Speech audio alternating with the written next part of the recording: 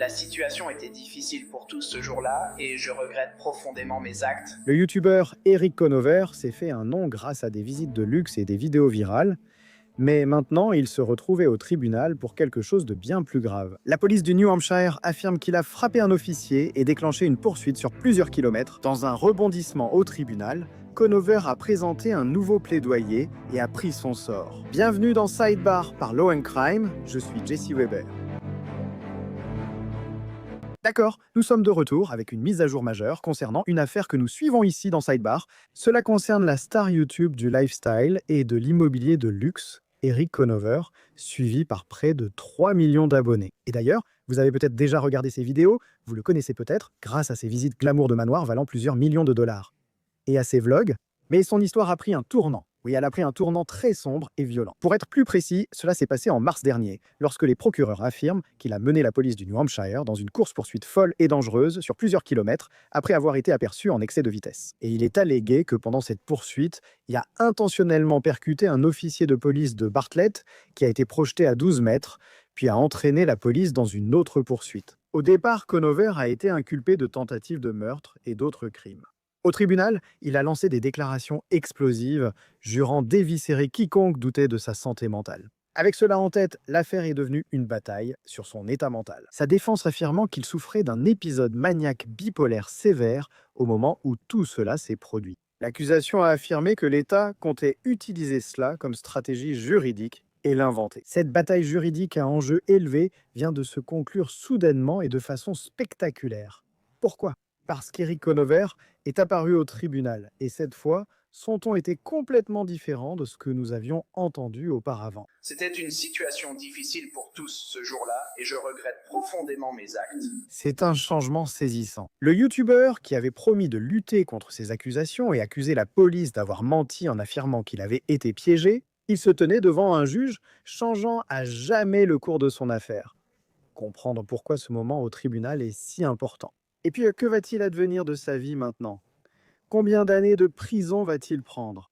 Nous devons vraiment comprendre toute l'histoire de cette affaire. Parce que honnêtement, parfois, c'est plus étrange que la fiction. Vous avez Eric Conover, 36 ans, une grande présence sur YouTube, une star, près de 3 millions d'abonnés. Sa chaîne est centrée sur le luxe, avec des visites de manoirs valant des millions de dollars. Il réalise des vidéos sur le style de vie dans des villes chères. Toute sa marque tourne autour du glamour et de l'aspiration. Cette image de marque a été brisée le 15 mars cette année dans la campagne du New Hampshire. D'après la police, Conover a été vu en excès de vitesse à 55 km/h dans une zone limitée à 35 au volant de sa Jeep. Les agents ont tenté de l'arrêter, mais il a fui, les menant dans une course-poursuite de 8 miles. Maintenant, selon les autorités, il s'est finalement arrêté. C'est alors que l'officier de police de Bartlett, Cameron Emmett, s'est approché à pied du véhicule.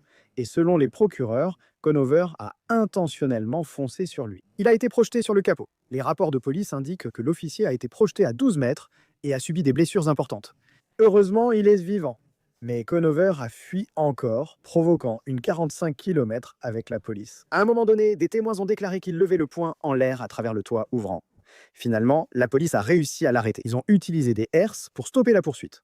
Les accusations initiales étaient donc très graves. Tentative de meurtre, agression au premier degré et conduite imprudente. J'ai mentionné que les procureurs avaient d'abord affirmé que c'était intentionnel, ce qu'il avait fait avec l'officier. Selon l'EMUR, l'accusation de tentative de meurtre aurait été abandonnée il y a plusieurs mois. Comme l'a expliqué Keith Blair, le procureur du comté de Carroll, il n'y avait pas suffisamment de preuves pour démontrer qu'il avait l'intention de tuer l'officier qu'il a renversé. Ils ont donc poursuivi avec les autres chefs d'accusation. Mais dès le début, les propres paroles de Conover dans la salle d'audience, c'est cela qui est devenu le point central de cette histoire. Il a défié, évoqué des complots policiers, parlé de sa célébrité, puis fait cette déclaration au tribunal lors de sa mise en accusation. Si quelqu'un remet en cause ma compétence mentale, j'éviscère chacun ici par mon intelligence immédiatement. Ce n'est pas de l'égocentrisme. Il a affirmé être visé par une affaire policière, nié l'accusation, assuré être sobre depuis plus de 1500 jours et accusé la police de falsification de documents. Le juge a ordonné qu'il soit détenu sans possibilité de libération sous caution. D'ailleurs, ce qui a suivi, c'est un combat de plusieurs mois sur sa compétence mentale. Un prévenu comprend-il ce qui se passe et peut-il participer à sa défense, ainsi qu'au processus judiciaire? Comme l'a indiqué WMUR, une audience sur la compétence mentale a eu lieu en mars. Conover a ensuite été interné en psychiatrie pour 30 jours. En avril, il a été jugé apte. Puis un second problème de santé mentale est apparu, distinct de la compétence. Démence. Il a donc été rapporté que sa défense préparait une défense pour cause de démence. Le problème, c'est que les procureurs semblaient sceptiques dès le début sur toute crise de santé mentale qu'il aurait pu avoir. Parce qu'ils ont présenté des conversations enregistrées qu'il a eues avec son père en prison, où il aurait dit, je cite, « La crise de santé mentale, c'est notre solution. Nous plaidons la maladie mentale et on m'envoie au Dartmouth Hitchcock Medical Center, un bon établissement. » Tout cela a été présenté lors de la question de compétence. Mais cela soulève toujours la question de la réalité de ces problèmes mentaux. Ces problèmes de santé mentale sont-ils réels? Peut-il plaider la folie? Cela sera sûrement évoqué. Revenons à l'événement. Le procès approche. D'accord? Et Eric Conover entre dans une salle d'audience du comté de Carroll et fait un choix qui a tout changé. Il a accepté un accord de plaidoyer et plaidé coupable pour agression au premier degré et conduite imprudente. Et en échange de cela, il a été condamné à une peine allant de 4 à 10 ans de prison d'État. Conover a parlé au tribunal, et cette fois, l'homme qui avait autrefois promis d'éviscérer des gens avait un ton très différent. C'était une situation difficile pour tous ce jour-là. Je regrette sincèrement mes actes. Et d'ailleurs, cet officier qui l'a frappé, Cameron Emmett, a fourni une déclaration d'impact à la victime au tribunal, disant que ce qui lui est arrivé l'a changé à jamais.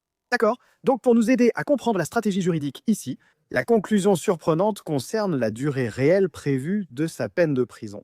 Nous sommes rejoints en ce moment par un avocat expérimenté, ami de l'émission, Rich Schoenstein. Rich, merci beaucoup d'être avec nous. C'est un plaisir de te voir. Alors, pourquoi a-t-il plaidé coupable? Je ne sais pas si je suis vraiment expérimenté, mais sinon... N'est-ce pas une bonne chose? C'est une bonne chose. Je ne pense pas que ce soit une question d'âge. Je crois que cela signifie que tu es très expérimenté et cultivé, notre source de savoir.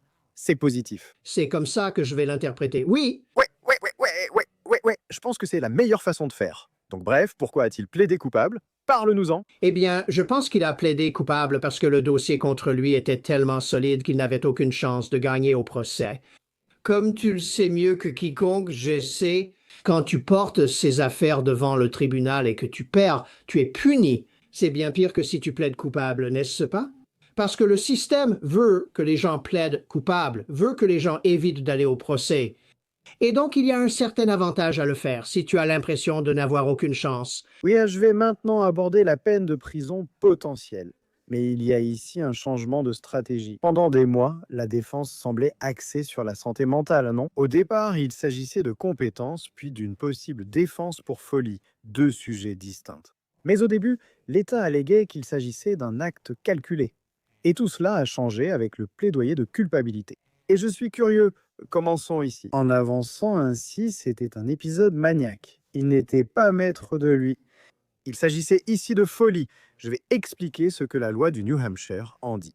Est-ce que cela veut dire, s'il plaide coupable maintenant, que tout cela n'était pas vrai? Ou est-ce que cela veut simplement dire « Et il plaide coupable ». Nous pensions simplement que ce ne serait pas une défense efficace ou nous ne voulions pas essayer cette défense. Cela n'enlève rien à ce que nous croyons vraiment s'être passé. Si vous êtes la défense, comment gérez-vous cela? Eh bien, je pense que cela signifie que vous ne pensiez pas pouvoir l'emporter avec cet argument lors du procès. Si vous aviez un accusé et que vous pensiez avoir une défense solide pour cause d'aliénation mentale ou une défense similaire, vous ne seriez probablement pas enclin à conclure un accord et à faire incarcérer votre client. Donc, cela me dit qu'il ne pensait pas l'emporter sur cette question. Semble-t-il troublé et perturbé d'après les faits? Absolument. Mais nous sommes confrontés à cela tout le temps. Vous savez, pour moi, quelqu'un qui ferait ce qu'il a fait semble, au minimum, déséquilibré. À partir de quand cela devient-il de la folie, au point que cela pourrait constituer une défense dans une affaire pénale, n'est-ce pas? Il y a une limite quelque part, mais ce que j'en retiens, c'est que ces avocats ne pensaient pas qu'ils allaient gagner d'une manière ou d'une autre. J'ai fait quelques recherches sur la loi du New Hampshire sur l'aliénation mentale. C'est un peu différent dans cet État comparé à d'autres juridictions, d'après ce que je vois. D'après ce que j'ai pu trouver, il semble qu'ils suivent une règle différente. Qu'un prévenu n'est pas pénalement responsable si ce qu'il a fait est le résultat d'une maladie ou d'un trouble mental. D'après ce que je comprends, cela ne nécessite pas de diagnostic officiel d'une maladie ou d'un trouble mental. Donc j'ai l'impression que ces questions sont tranchées lors du procès. C'est toujours difficile à prouver, mais on peut dire que c'est plus large que ce qu'on voit généralement dans d'autres juridictions. Je me demande donc À quoi cela aurait ressemblé de plaider cela au procès?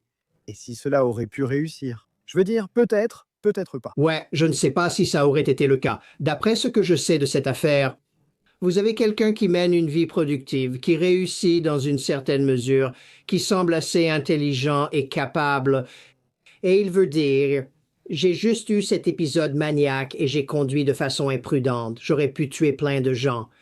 Et c'est le résultat de cette condition mentale que j'ai. Ça me paraît un peu exagéré. Je veux dire, il serait difficile de convaincre un jury que cette personne par ailleurs compétente, qu'on l'aime ou non, a eu une rupture qui a mené à ça. Aucune sympathie pour ce type, soyons clairs, aucune sympathie pour ce type, mais rouler si vite, d'abord une poursuite de 13 km, puis une de 45, renverser un officier, main en l'air. On dirait le comportement de quelqu'un qui n'est pas dans son état normal. D'un autre côté, en ajoutant les appels enregistrés en prison avec son père, on se dit « Oh mon Dieu, l'État a raison, il a tout simulé volontairement », invoquant en vain une excuse de santé mentale. Ou autrement dit, on peut voir les choses ainsi. Peut-être qu'il a vraiment eu un épisode maniaque et il se dit « Et c'est ma meilleure défense, c'est vrai, c'est ma meilleure attaque, c'est ce que je dois utiliser ». Mais j'ignore si un jury l'aurait vu ainsi en tenant compte de ces appels. Oui, j'aurais posé la question si j'avais été procureur et que l'affaire avait été jugée. N'importe qui ayant déjà été impliqué dans une course-poursuite à grande vitesse ne pourrait-il pas dire cela maintenant? Une course-poursuite à grande vitesse n'est-elle pas par nature un incident maniaque? Alors, allons-nous simplement dire que toute personne qui s'engage dans une course-poursuite à grande vitesse doit donc souffrir d'une condition mentale qui l'exonère de la responsabilité de s'être engagé dans cette course-poursuite? Cela n'a aucun sens, mais vous avez parlé des appels téléphoniques avec le père. Et cela soulève un autre problème, à savoir qu'il semble que toute cette dispute ait peut-être été fabriquée de toutes pièces. En évoquant pourquoi il aurait plaidé coupable, une très grande personnalité sur les réseaux sociaux, enfin sur YouTube presque, vous savez, on parle de près de 3 millions d'abonnés. Je me demande si tout cela aurait pu servir de preuve, hormis pour choisir le jury. Vous connaissez ce type? Vous regardez ses vidéos? Pensez-vous qu'une partie de son contenu aurait pu être utilisée? Non, pas à moins que ce soit d'une manière ou d'une autre lié aux faits en question. Et vous savez, nous ne montrons pas beaucoup la vie quotidienne d'un accusé, en partie parce que cela pourrait préjuger le jury contre lui en montrant que c'est le genre de personne qu'il est. Je suppose que la défense peut parfois montrer ce genre de choses si elle veut prouver que c'est un type génial, qu'il a une vie productive et qu'il réussit sur YouTube, si c'est quelque chose que vous voulez montrer à un jury. Mais je ne pense pas que cela aurait été utilisé par l'accusation du tout. 4 à 10 ans. Qu'est-ce qu'il prend? Et quoi? C'est une fourchette, un nom? Tout d'abord, quand tu penses à l'affaire dans son ensemble, l'accusation de tentative de meurtre pouvait entraîner des décennies, voire la perpétuité. Comme dit plus tôt, les procureurs ont abandonné l'accusation faute de preuves d'intention de tuer. Cela ressemble à une victoire pour lui, 4 à 10 ans de prison, compte tenu de ce à quoi il était initialement confronté et des accusations portées contre lui ici. Selon vous, combien de temps purgera-t-il réellement? Il y a une fourchette, non? Oui, c'est une fourchette et je ne sais pas exactement quelles sont les règles là-bas concernant le moment où il pourrait obtenir une libération conditionnelle, peut-être même plus tôt, mais c'est son idée, non? Plaider coupable à une accusation moindre.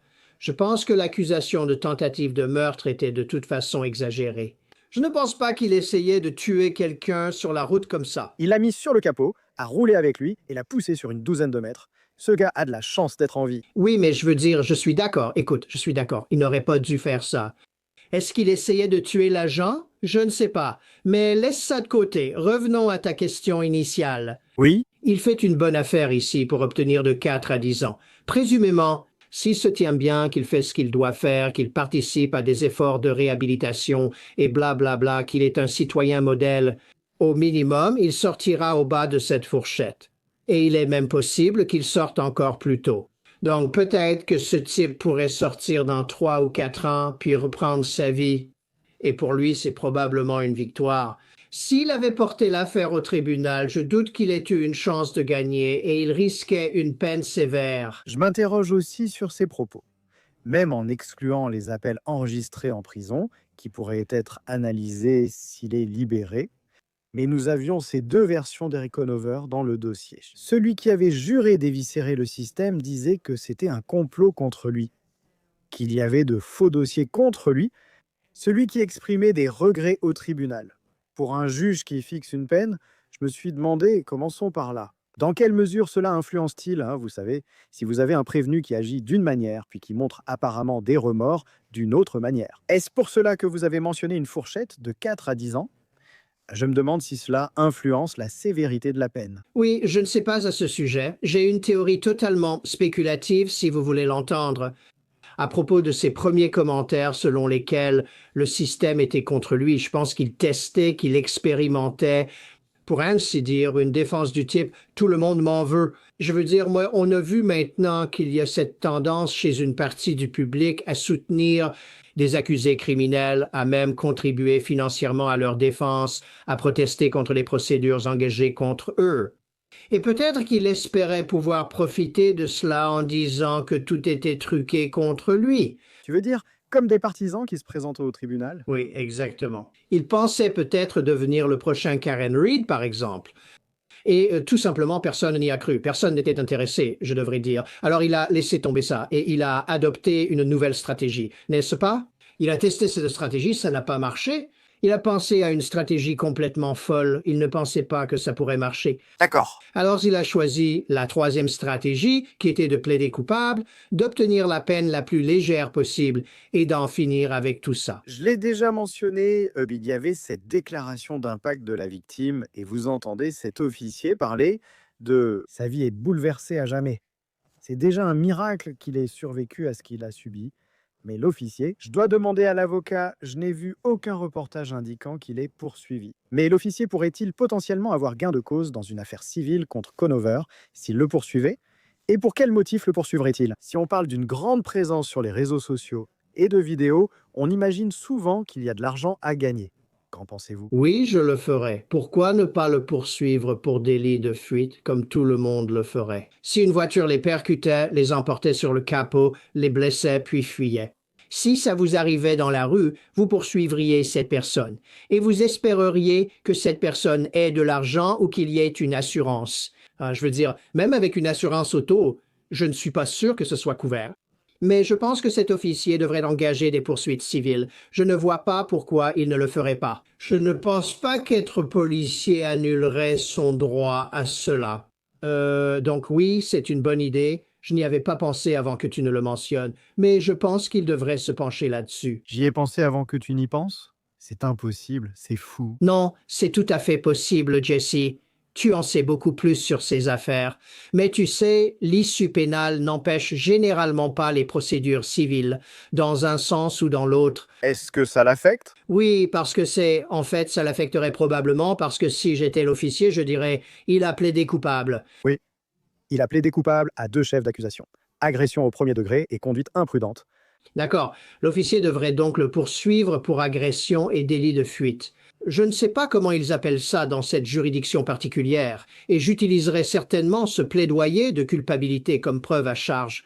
On appelle ça l'estoppel. Il lui est interdit de contester qu'il a fait ces choses parce qu'il a plaidé coupable d'agression.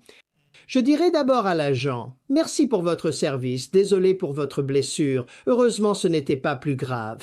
Prenez un avocat. » Oui, encore une fois, alors que nous réfléchissons à la possibilité que ce drame juridique avec Eric Conover se poursuive, c'est une impression de clôture, que l'affaire civile continue ou non. C'est très différent de ce que nous évoquions depuis longtemps sur ce type. Sa personnalité au tribunal était vraiment particulière. Course-poursuite à grande vitesse, officier percuté, voilà les faits juridiques. Ils étaient presque éclipsés par le spectacle que Conover a créé lors de ses premières audiences. Je veux juste en repasser un extrait. J'ai tout ici et tout a été falsifié. Si quelqu'un ose essayer de tester ma compétence mentale, je vais. J'écraserai chacun ici grâce à mon intelligence. Sans délai, ce n'est pas de l'égocentrisme. Sobre depuis 1558 jours, on m'interroge pourtant sur un délit de conduite en état d'ivresse alors que je suis une personnalité publique. Alors Rich, je voulais juste ton avis. Est-ce que si tu représentes un gars comme ça et qu'il dit ces choses au tribunal et qu'il fait ces accusations, comment gères-tu un client comme ça? Tu dis, attends, 1 minute, tribunal, c'est ce qui s'est produit au début de l'affaire. Une question de compétence. Nous sommes inquiets pour sa santé mentale, que nous jugeons problématique dans cette affaire. Comment gérez-vous cela? Eh bien, ce sont deux questions distinctes. La question de la compétence est un problème très sérieux que vous devez porter devant le tribunal et ils doivent nommer quelqu'un qui peut déterminer sa compétence. Parce que si votre client est incompétent, cela signifie qu'il n'est même pas capable de travailler avec vous pour préparer la défense. Voilà le cœur du problème. Ils ne peuvent pas assurer leur défense et cela doit être résolu. Mais supposons maintenant que nous ayons un client compétent et qu'il soit simplement désagréable, grande gueule, plein d'opinions, se victimisant, tout ça. Vous faites tout votre possible pour que votre client se taise. Vous faites tout votre possible pour dire à votre client tout ce que vous dites pourra être retenu contre vous et ça continue, n'est-ce pas? Tout ce que vous dites sera filmé, ce sera utilisé contre vous. Mais il y a un problème dans un cas comme celui-ci où vous avez un client qui n'existe que parce qu'il a une voix dans le public. Je veux dire, c'est quelqu'un dont le métier apparemment est d'être sur YouTube. Ils s'attendent à être entendus, ils s'attendent à commenter tout ce qui se passe et ils ne veulent pas s'arrêter. Juste parce qu'il y a un procès, et c'est très difficile. Il faut vraiment essayer de convaincre le client qu'un procès, c'est différent. Tout ce qui compte, c'est ce que ce jury décide. Arrêtez d'essayer de convaincre le public, arrêtez de dire des choses qui vont vous retomber dessus. Laissez-nous gagner ce procès, puis dites ce que vous voulez. Mais ce message est difficile à faire passer. Eh bien, il a une réalité très différente maintenant parce qu'il n'est plus sur YouTube. Il est maintenant en prison d'État. Et son avenir est pour le moins incertain. Merci beaucoup, Rich Schonstein. Ravi de vous avoir vu. Ravi de vous voir, Jesse. C'est tout pour maintenant sur Sidebar. Merci à tous de votre présence. Abonnez-vous sur YouTube, Apple Podcasts, Spotify ou où vous écoutez vos podcasts et suivez-moi sur X ou Instagram. Je suis Jesse Weber, je vous reparlerai bientôt.